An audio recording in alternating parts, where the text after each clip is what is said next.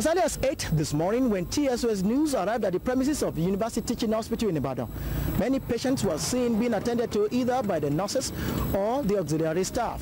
However, no single doctor was found on site. At the doctor's common room, many doctors were found converged holding an emergency meeting behind closed door. When they finally came out of the room, some stood in groups holding discussion, while some simply got into their cars and drove off. The current president of the UCH Association of Resident Doctors, Dr. I.F. Adewale, was asked by TSOS News as to whether they are reporting back on duty. The view of the generality of the members is that the government has not provided the wherewithal to use in providing essential services.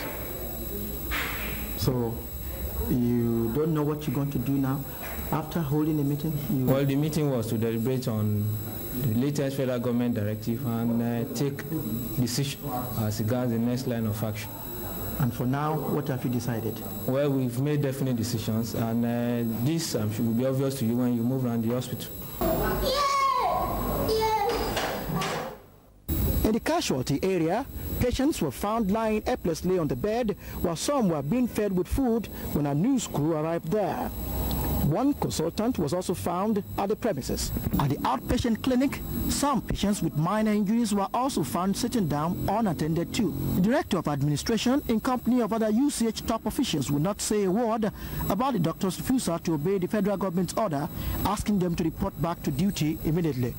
While it could be said that the resident doctors at the University College Hospital Ibadan have defied the FMG's order to go back to work, one could not assess the refusal nationwide yet.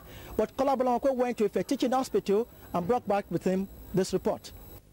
When I visited the University of Ife Teaching Hospital complex this morning, the situation was unclear.